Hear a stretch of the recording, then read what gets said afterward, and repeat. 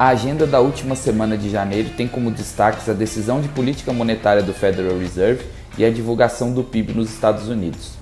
No Brasil, serão divulgados os dados de desemprego e do IPCA 15. E ainda tem mais dados. Vamos lá saber como será a semana dos dias 24 a 28 de janeiro. Na segunda-feira, dia 24, a IHS Markit divulga, às 6 da manhã, o Índice de Gerente de Compras, o PMI composto, da zona do euro para janeiro. Também na segunda, às 11h45 da manhã, a IHS Markit apresenta o Índice Gerente de Compras, o PMI composto, dos Estados Unidos para janeiro.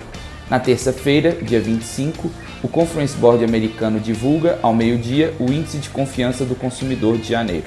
Na quarta-feira, dia 26, o Instituto Brasileiro de Geografia e Estatística apresenta, às 9 da manhã, o IPCA 15, considerado a prévia da inflação para o mês de janeiro.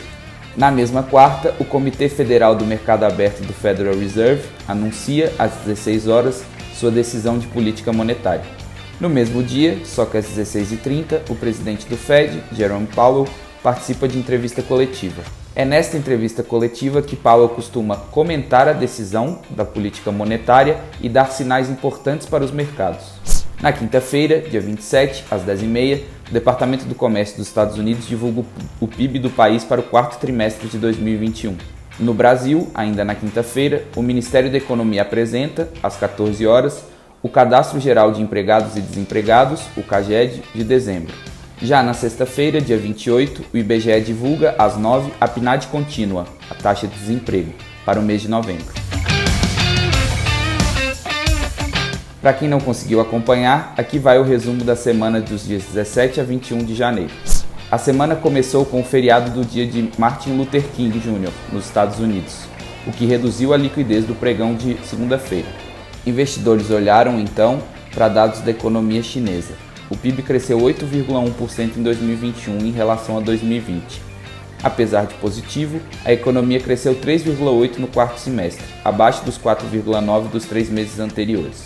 O mercado passou a esperar, então, novas medidas do governo local para alavancar a economia, o que veio na forma de cortes nas taxas de juros. O Banco do Povo da China reduziu de 2,95 para 2,85 a taxa de empréstimos de médio prazo de um ano. Na terça-feira, dia 18, o mercado de títulos do Tesouro Americano começou a antecipar o ciclo de alta de juros indicado pelo Fed. Os rendimentos dos títulos dispararam e os ativos de bolsa fizeram o caminho contrário. Apesar disso, o apetite estrangeiro pelas ações locais garantiu alguma defesa ao Ibovespa durante a semana. Até quarta, eles haviam ingressado com 15,5 bilhões no segmento secundário da Bolsa Nacional. Ainda na Bolsa, e segundo agentes financeiros, começou um movimento incipiente de rotação de carteiras globais para ações mais ligadas ao ciclo econômico e com múltiplos mais baixos, diante do início do processo de alta de juros nos Estados Unidos. Paralelamente a isso, entre terça e quinta, os preços do Brent alcançaram os níveis mais elevados desde outubro de 2014, ultrapassando os $89 barril.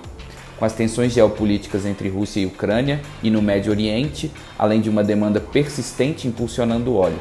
Mas eles fecharam a semana em queda após dados do Departamento de Energia dos Estados Unidos mostrarem que os estoques americanos da commodity tinham se recuperado em 515 mil barris na semana, contrariando as expectativas. E, na sexta-feira, dia 21, investidores locais passaram a digerir a PEC dos combustíveis. A proposta de redução dos impostos sobre combustíveis e energia, ainda em estágio inicial, conferiu uma alta forte dos juros de longo prazo, diante da piora na percepção de risco fiscal.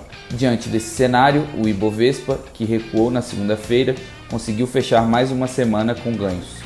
O dólar também teve trajetória positiva, chegando a operar abaixo dos 5,40 durante a semana e sofrendo menos com os gatilhos externos.